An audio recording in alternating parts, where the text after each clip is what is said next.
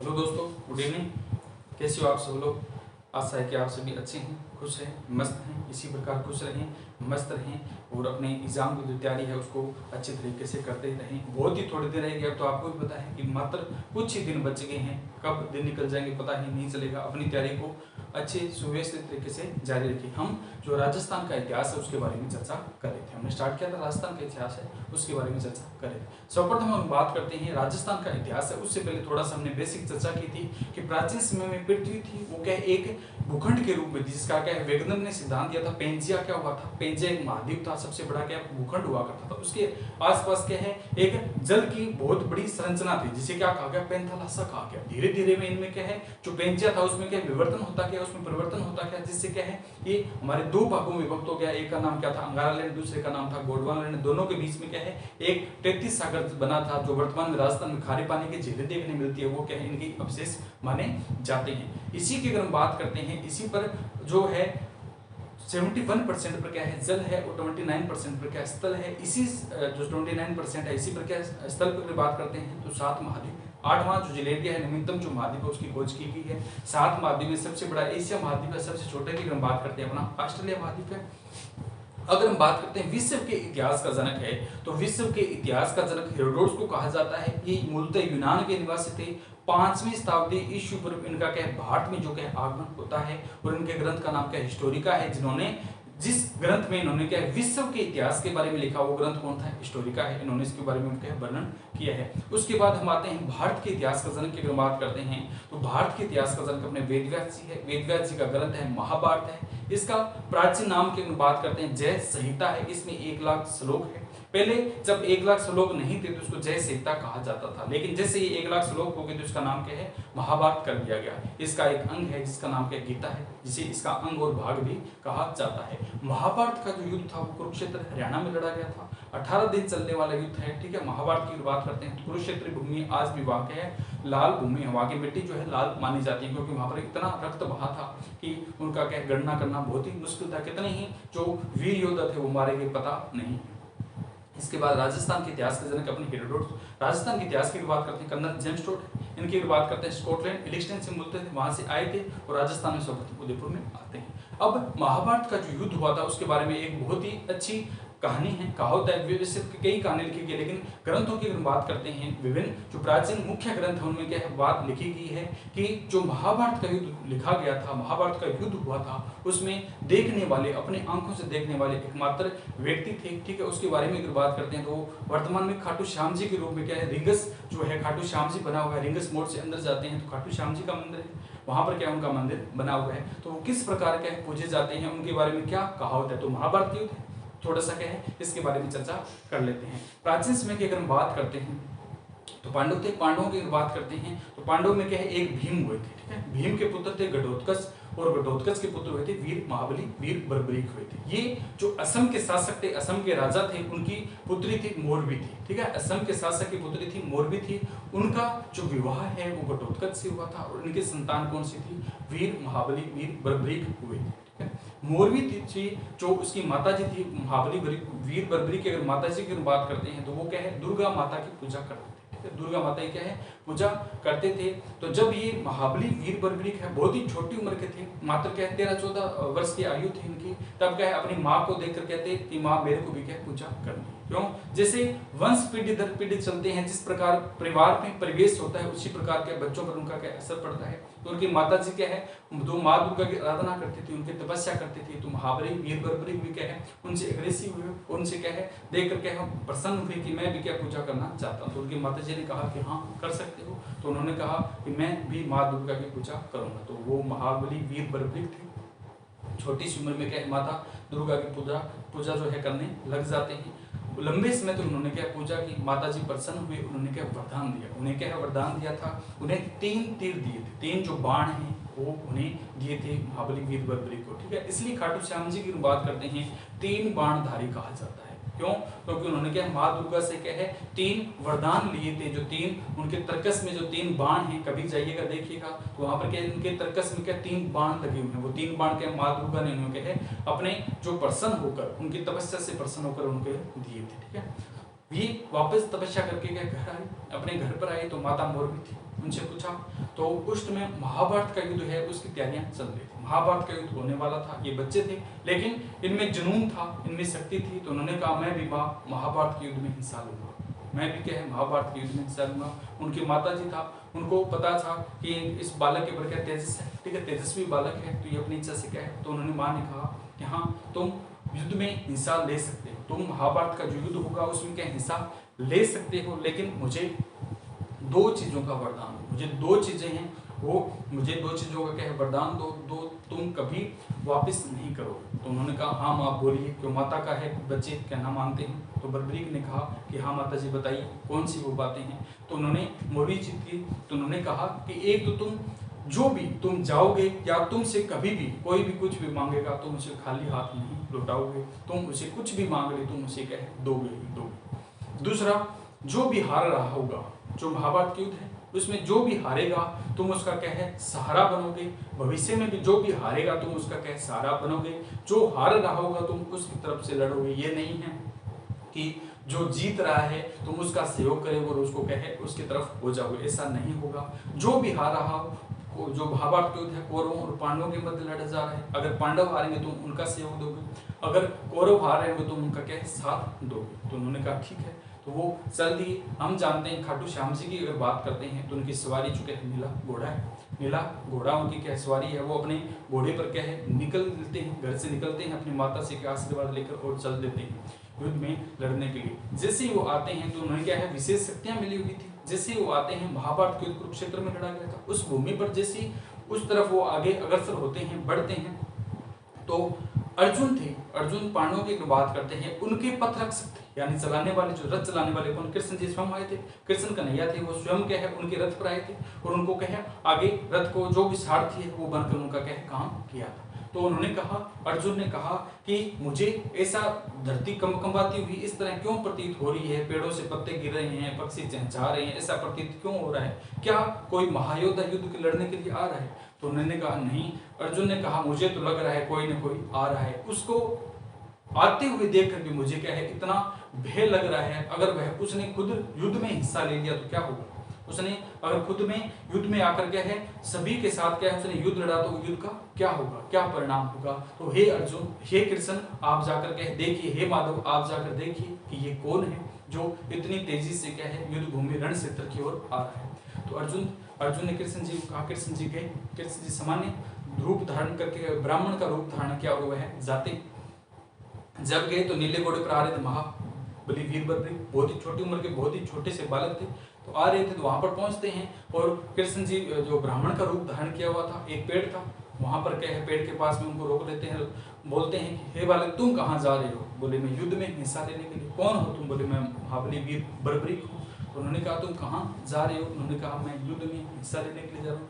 बोले ये तो तुम्हारी बहुत ही छोटी उम्र है, तुम इसमें युद्ध कैसे कर सकते हो, ये तो तुम्हारी पढ़ने की खेलने कूदने की उम्र है, तुम इस समय युद्ध नहीं कर सकते, जाओ और तुम क्या खेल लो। बोले नहीं मैं युद्ध लड़ूंगा।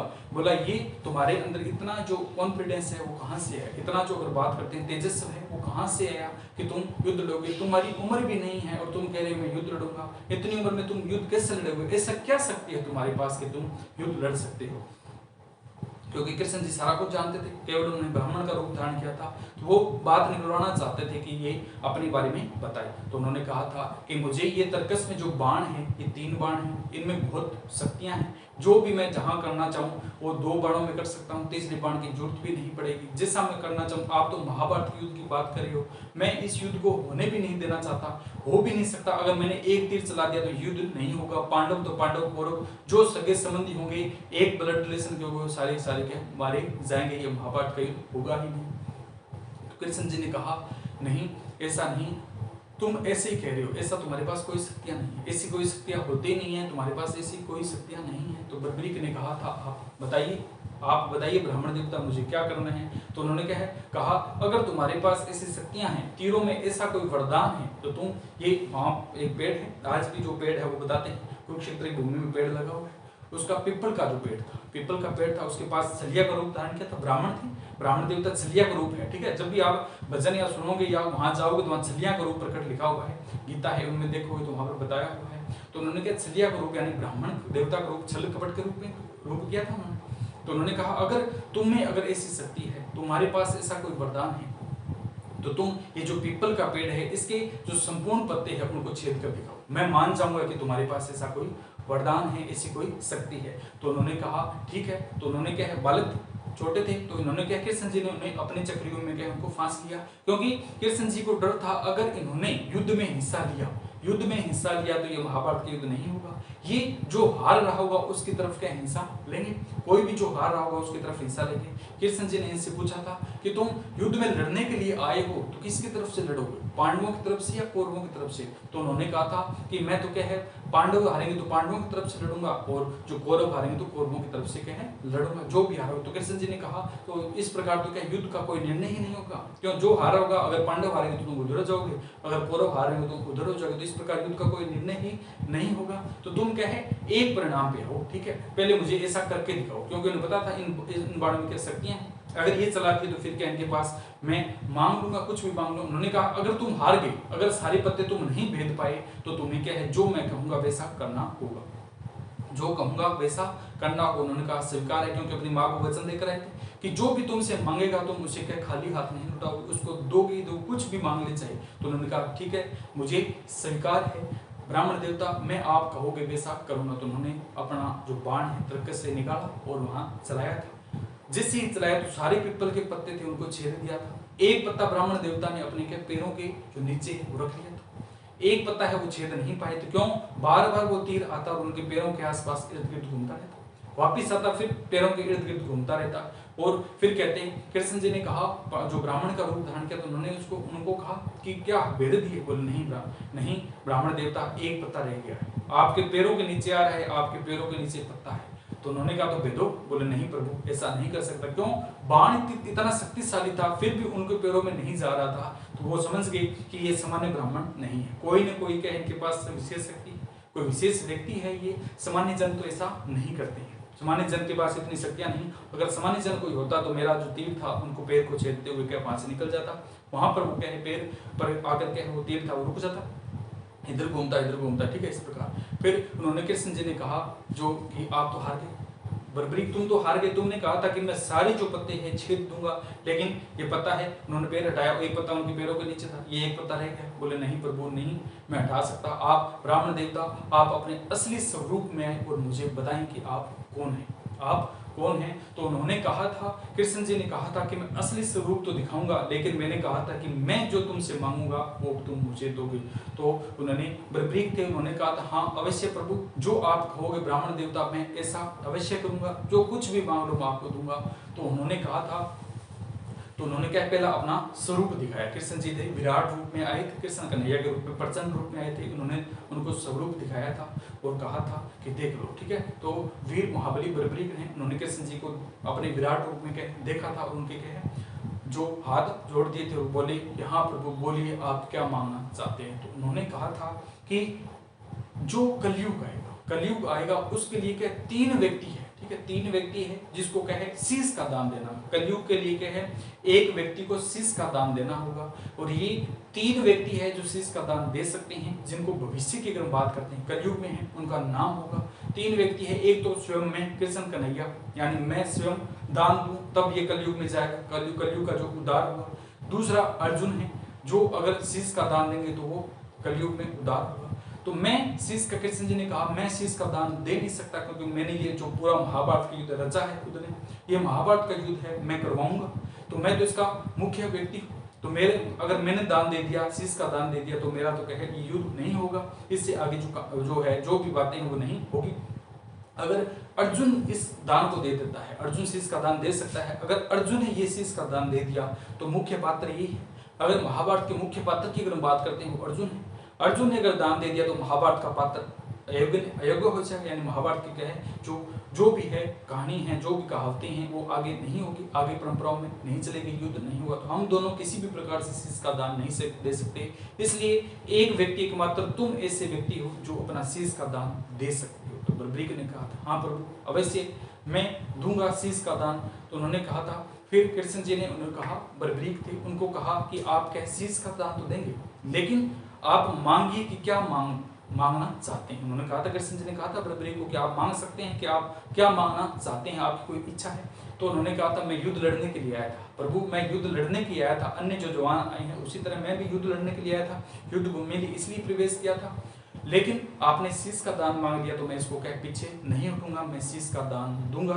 लेकिन मेरी एक इच्छा है प्रभु, मैं इस महाभारत के युद्ध को अपनी आंखों से देखना चाहता हूँ। मैं देखना चाहता हूँ कि युद्ध किस प्रकार होता है और इसका अंतिम निर्णय किस प्रकार चलता है। तो उन्होंने कहा था, बिल्कुल तुम शीश का दान दो, मैं तुम्हें क्या सारा वृत्तांत है तुम दे अपनी आंखों से देखोगे। तो महाबली वीर वर्ग थे, उन्होंने तलवार निकाली और क्या हंसते हंसते अपनी क्या शीश का जो दान है वो दे दिया और उनको क्या उनके चरणों में उनका जो शीश था वो रख दिया। श्री कृष्ण जी ने फिर क्या है जो उनको युद्ध दिखाना था, इसलिए क्या है उनका शीश था उसको अमृत से, ठीक है, शीश को क्या है अमृत में रखा। अमृत जो होता है वो हमेशा सब लोग की अगर बात करते हैं लंबे समय तक है, ठीक है, तो उनका शीश तो था, उनको अगर बात करते हैं अमृत में रखा और उनको क्या है ऊंची एक पहाड़ी थी वहां पर रख दिया, वहां पर क्या है रख दिया। सारा युद्ध चला, सारा युद्ध क्या है चला था। युद्ध की अगर हम बात करते हैं, युद्ध हुआ था, पांडव और कौरवों के मध्य युद्ध हुआ था। पांडवों ने युद्ध जीत लिया था क्योंकि पांडवों के साथ में कौन से थे, अपने श्री कृष्ण जी थे। श्री कृष्ण जी पांडवों के अग्रसर थे तो उनके द्वारा क्या है युद्ध जिताया गया था। लेकिन जब युद्ध हो जाता है, जब क्या युद्ध कंप्लीट हो जाता है, कोई भी कार्य जब तक नहीं होता है व्यक्ति कहता है मैंने किया मैंने किया मैंने किया, ठीक है। जब तक नहीं होता है व्यक्ति के मन में भ्रम रहता है कि मैंने किया है, ठीक है। जैसे कोई भी कार्य करते हैं अपने पर ले लीजिए, जब तक नहीं होता तो सोचते हैं मैं कर लूंगा क्या, मैं कर दूंगा क्या, कैसे हुआ कैसे हुआ, लेकिन जब हो जाता है तो सभी कॉन्फिडेंस मैंने कर दिया, ये क्या मैंने कर दिया। इसी प्रकार महाभारत के युद्ध कंप्लीट हुआ था। जैसे ही कंप्लीट हुआ पांडव युद्ध जीत गए, पांडव क्या है युद्ध जीत जाते हैं और पांडवों के युद्ध जीतने के बाद में क्या पांडवों ने क्या अपने ऊपर कहा कि मैंने जीता है। पांडवों ने कहा कि युद्ध क्या है हमने जीता है अपने बलबूते पर, लेकिन उनमें बहस हो जाती है, ठीक है। जो अर्जुन है, जो अर्जुन थे, भीम थे, उनके बीच में क्या बहस हो जाती है कि युद्ध हमने जीता है, युद्ध हमने जीता है। तो कृष्ण जी के पास आते हैं, कृष्ण कन्हैया है उनको तो सभी लीला का पता है। उनके पास आते हैं और बोलते हैं कि हे प्रभु आप ही बताइए कि युद्ध किसने जीता है। तो कृष्ण जी ने कहा मैं तो तुम्हारा सारथी था, मैं तो तुम्हारा क्या सारथी था, तुम्हारा पथ का अग्रसर था, मैं तो तुम्हें आगे पीछे कर रहा था, जहां भी जाना तुम कह रहे थे मैं से जा रहा था। मैंने युद्ध कहाँ देखा, मैंने युद्ध कहाँ देखा, क्यों वो अपने बताना नहीं चाहते कि मैंने युद्ध कहाँ देखा, मैं तुम्हारे साथ में था। तो उन्होंने कहा प्रभु तो इसका निर्णय कैसे होगा, इसका निर्णय किस प्रकार करें कि युद्ध किसने लड़ा है और किसने जीता है और कौन इसमें सर्वाधिक सहयोग है वो किया है। तो उन्होंने कहा चलो हम बताते हैं, एकमात्र ऐसा व्यक्ति है जिन्होंने इस युद्ध को अपनी आंखों से, संपूर्ण युद्ध को अपनी आंखों से देखा है। तो वो पहाड़ी पर जाते हैं, जो पहाड़ी है आज भी उसकी पहाड़ी को बात करते हैं, वहां बनी हुई कुरुक्षेत्र में। तो वहां पहाड़ी पर गए, वहां पर वीर बर्बरीक थे। वीर बर्बरीक को बोला हे बर्बरीक बताओ ये युद्ध किसने जीता है, ये युद्ध क्या है किसने जीता है और किसने सर्वाधिक योगदान दिया है, ठीक है, युद्ध किसने जीता है। तो बर्बरीक हंसे, बोले हे प्रभु क्या पूछते हो। बोले नहीं बताओ बर्बरीक, तुम अपने जो तुमने यात्रा वृत्तांत देखा है वो बताओ कि पांडवों ने कितना जो है युद्ध में पार्टिसिपेट किया, कितना सहयोग किया, किस प्रकार युद्ध जीता है, क्या निर्णय। बोले प्रभु क्या बताओ, मारने वाले भी तुम थे और मरने वाले भी क्या तुम हैं, मुझे तो चारों तरफ जो युद्ध जिताने वाले केवल और केवल आप ही दिखाई दे रहे थे, आपके अलावा कोई नहीं था, ठीक है। चारों तरफ मुझे तो क्या है आपका ही सुदर्शन चक्र चलता हुआ दिखाई दे रहा था, चारों तरफ आप ही करवा रहे थे, जो मरवा रहे थे, जिसको मरना था, ठीक है, वो आप ही मार रहे थे, आप ही क्या मर रहे थे। इसमें केवल और केवल क्या आप ही ऐसे व्यक्ति हैं जिन्होंने युद्ध क्या है भाग लिया है और युद्ध को जिताया है और युद्ध में सबसे जिसको भी मारना है, जिसको भी जिताना है वो आप ही ने किया है। तो वह है कृष्ण जी। फिर बोले हे महाबली वीर बर्बरीक, तुम्हें मैं यह वरदान देता हूँ। सभी पांडव अपनी तरफ देखने लगे ऐसे एक दूसरे के, ठीक है, क्यों पता चल गया, क्यों इन्होंने क्या है इन्होंने करवाया था, महाभारत का युद्ध है इनके द्वारा हुआ था और इन्होंने क्या सर्वस्व योगदान था कृष्ण जी के द्वारा दिया गया था।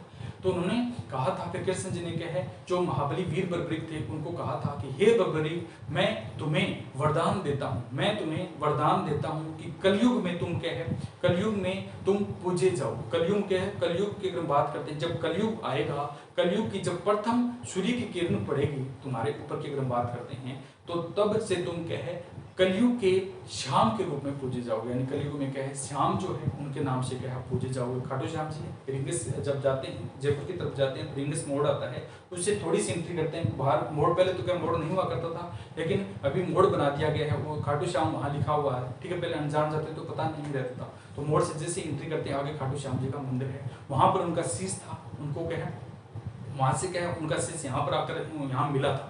इनकी अगर भौतिक बात करते हैं, यह व्यक्ति थे हल जोत रहे, तो उनको क्या यहाँ इनका जो है वो मिला था, तो यहाँ पर क्या इनका जो मंदिर है वो बनाया गया था। तो उन्होंने क्या कहा था, भविष्य में अगर बात करते हैं कलयुग में तुम श्याम के रूप यानी मेरे नाम से क्या पूजे जाओगे, और मेरी जो सर्वशक्ति शक्तियां हैं वो तुम्हारे अधीन हो जाएगी।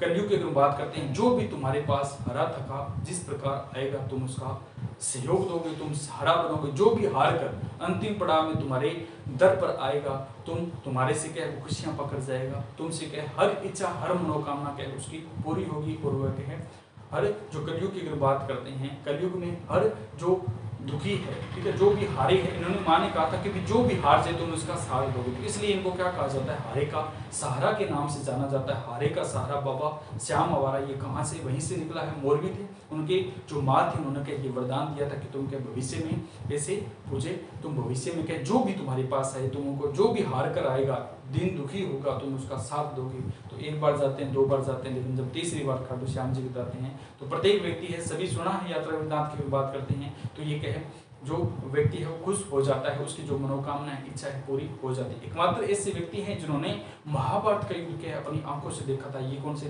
वीर महाबली बर्बरीक हुए हैं, जिनको वर्तमान की अगर बात करते हैं खाटू श्याम के रूप में क्या पूजे जाते हैं। अब चर्चा करते हैं कि ये सामान्य से बालक इतने बड़े के हैं जो भगवान के रूप में कैसे प्रकट हुए, ठीक है, सामान्य से बालक है। तो इनकी अगर बात करते हैं मोरवी है, इनकी जो मोरवी है इनकी माता जी थी, ठीक है। मोरवी की अगर माता जी की बात करते हैं असम के शासक उनकी अगर बात करते हैं तो इनकी माता जी थी और इनके पिताजी थे। इनकी पिताजी की अगर बात करते हैं तपस्वी थे वो भी क्या है श्री कृष्ण जी ने क्या उनका जो क्या है बैकुंठी जो बैठाया था, उनको अगर बात करते हैं उनको सर्व लोग पहुंचा दिया था, ठीक है। तो मोरवी ने उनको देख लिया था कि कृष्ण जी ने क्या मेरे पिताजी की क्या है मेरे पिताजी की क्या है जो मृत्यु है वो करती है, मेरे पिताजी को क्या है सर्वलोक में पहुंचा दिया। तो इनकी माता जी थी मोरवी थी, वो क्या है इनसे दुखी थी कि मैं श्री कृष्ण से बदला लूंगी। क्यों, वो भी तपस्विनी थी, इनकी माता भी जो मोरवी थी वो भी तपस्विनी थी, पूजा करते थे।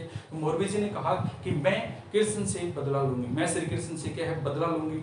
जब कृष्ण जी बाद में क्या है इनके सामने आते हैं, एक बार इनके सामने आते हैं, तो जब क्या है ये अपना जो मोरवी है ये पूजा पाठ करते थे, इनके पास शक्तियां थी, तो ये क्या उनको मारने के लिए तत्पर हो जाती है, उनको सामने हो जाती है, रोष प्रकट करती है। तो फिर इनकी कृष्ण जी ने क्या सुदर्शन चक्र निकाला कि ये इनके पास शक्तियां हैं, लेकिन इनको क्या है जो दिखाना रास्ता तो दिखाना पड़ेगा। जैसे कृष्ण जी ने सुदर्शन चक्र निकाला था तो मोरवी की जो माता जी थी वो प्रकट हुई, उन्होंने कहा कि हे भगवान आप क्या कर रहे हैं, ठीक है, तो ये मेरी बेटी है, ये क्या है मेरी बेटी है। और उसको बेटी को कहा कि ये क्या श्री कृष्ण जी स्वरूप है, इसको आंखों से इनको क्या देख तो सही एक बार आंख खोल के कौन है ये, तो उन्होंने क्या देखा था। फिर कृष्ण जी ने कहा था कि ठीक है तुम मेरे से क्या है मैंने आपके पिताजी का किया था, ठीक है, उनके कर्म थे, उनके जो क्या है प्रकृति थी वो उस हिसाब से क्या करना पड़ा, लेकिन मैं तुम्हें एक दान देता हूँ कि तुम्हारे एक पुत्र होगा, तुम्हारे क्या एक पुत्र होगा जो कलयुग में क्या है पूजा जाएगा। तो इस प्रकार जो खाटू श्याम जी है अपने रिंगस की बात करते हैं, सिक्कर से आगे जाते हैं, रिंगस मोड़ आता है, वहाँ खाटू श्याम जी का मंदिर है, इसी प्रकार के वो पूजे जाते हैं, दीन दुखियों के सहारा के रूप में क्या है। यही क्या है इनका प्राचीन जो नाम था वो कौन सा था, वीर महाबली बर्बरीक, ठीक है। तो इनकी महाभारत की कहानी वो यहाँ से इस प्रकार है, इनके बारे में एक पात्र है, एकमात्र ऐसे व्यक्ति जिन्होंने इस यात्रा वृत्तांत को अपनी आंखों से क्या स्वयं देखा था, ठीक है। तो हम राजस्थान का इतिहास है उसके बारे में बात करें, ठीक है। तो ये आज तो क्या थोड़ा सा ज्यादा हो गया, तो कल से क्या स्टार्ट करेंगे कौन सी जो एकीकरण किस चरण में हुआ था, नवाबों की नगरी कौन सी थी, धौलपुर और भरतपुर किस प्रकार जाट रियासतों के नाम से जानी थी, राजस्थान का एकीकरण कितने चरणों में हुआ था, कौन कौन सा चरण था, जैसे पहला अलवर भरतपुर करौली और धौलपुर था, दूसरा था ठीक है बांसवाड़ा था, बूंदी था, झालावाड़ कोटा साबरा टोंकी थे, ठीक है। इनके नाम किस प्रकार मत्स्य था, संघ था, वृत्त था, मत्स्य संघ संयुक्त वृत्त संघ राजस्थान रखे गए थे, किस प्रकार अंतिम रूप से राजस्थान का क्या नवीनीकरण किया गया था। अभी हाल ही में इनमें क्या संभाग और जिले हैं जोड़े गए हैं, तो उनके बारे में चर्चा करेंगे, वो अगले सेशन में करते हैं। ओके दोस्तों आज के लिए इतना ही, थैंक यू।